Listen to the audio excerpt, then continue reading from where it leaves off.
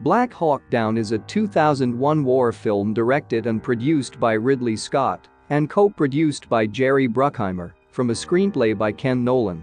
It is based on the 1999 non-fiction book of the same name by journalist Mark Bowden about the U.S. military's 1993 raid in Mogadishu. The film features a large ensemble cast, including Josh Hartnett, Ewan McGregor, Eric Bana, Tom Sizemore, William Fichtner, Sam Shepard, Jeremy Piven and Tom Hardy in his first film role. Black Hawk Down had a limited release on December 28, 2001, and went into the public on January 18, 2002. The film received positive reviews from film critics, although it was heavily criticized for its inaccuracies and sparked controversy for its portrayal of Somalis.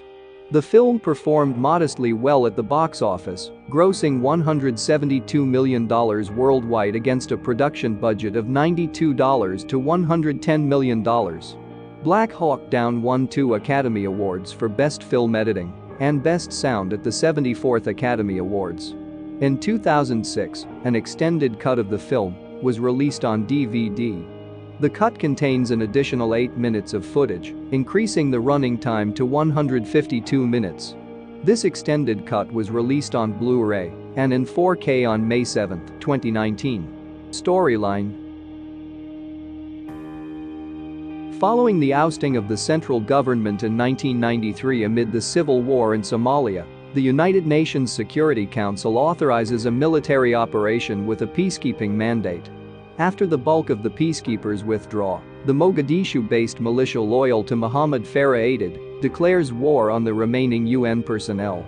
In response, US President Clinton deploys Task Force Ranger, consisting of 3rd Battalion 75th Ranger Regiment, Delta Force operators, and flight crew of the 160th SOAR, to Mogadishu to capture Aidid, who has proclaimed himself president. To consolidate his power and subdue the population in the south, Aidid and his militia seize Red Cross food shipments. The UN forces are powerless to intervene directly. Outside Mogadishu, Rangers and Delta Force capture Osman Ali Atto, a faction leader selling arms to Aidid's militia. The US then plans a mission to capture Omar Salad Elmi and Abdi Hassan Awail Kabdiad, 2 of Aidid's top advisors. The US forces include experienced men as well as new recruits, including 18-year-old Private First Class Todd Blackburn and Specialist John Grimes, a desk clerk. Staff Sergeant Matthew Eversman receives his first command of Ranger Chalk 4 after his lieutenant suffers a seizure. Eversman responds to mocking remarks about Somalis from fellow soldiers by saying he respects the Somalis and has compassion for the terrible conditions of civil war for the Somali people, saying there are 2 things they can do: we can help, or we can sit back and watch a country destroy itself on CNN. The operation begins, and Delta Force operators capture Aidid's advisors inside the target building, while the Rangers and helicopters escorting the ground extraction convoy take heavy fire. Blackburn is severely injured when he falls from one of the Black Hawk helicopters, so 3 Humvees led by Staff Sergeant Jeff Struicker are detached from the convoy to return Blackburn to the UN-held Mogadishu airport. During the ensuing battle, Grimes was separated from the rest of Eversman's chalk after surviving a RPG explosion.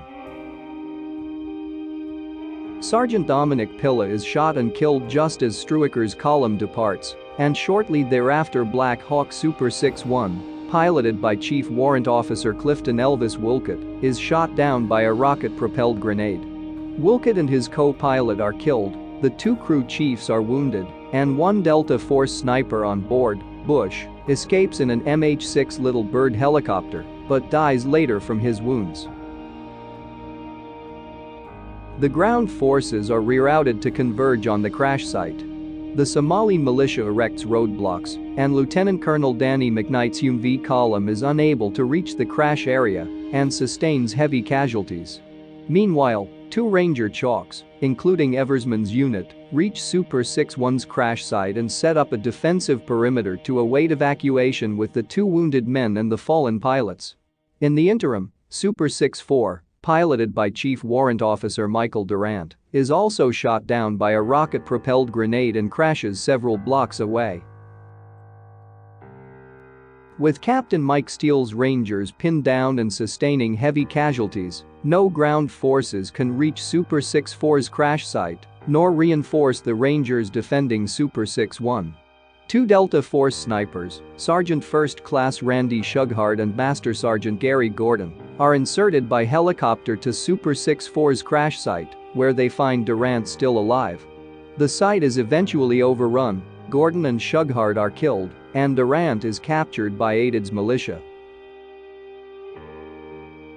McKnight's column relinquishes their attempt to reach 6-1's crash site and returns to base with their prisoners and the casualties. The men prepare to go back to extract the Rangers and the fallen pilots, and Major General Garrison sends Lieutenant Colonel Joe Cribbs to ask for reinforcements from the 10th Mountain Division, including Malaysian and Pakistani armored units from the UN coalition. As night falls, AID's militia launches a sustained assault on the trapped Americans at Super 6-1's crash site. The militants are held off throughout the night by strafing runs and rocket attacks from AH-6J Little Bird helicopter gunships until the 10th Mountain Division's relief column is able to reach the American soldiers. The wounded and casualties are evacuated in the vehicles, but a few Rangers and Delta Force soldiers are forced to run on foot from the crash site to reach the safe zone at the stadium. The end titles recount the immediate aftermath of the mission and end of U.S. military operations in Somalia. Michael Durant was released after 11 days of captivity, after which President Bill Clinton withdrew all U.S. forces from Somalia.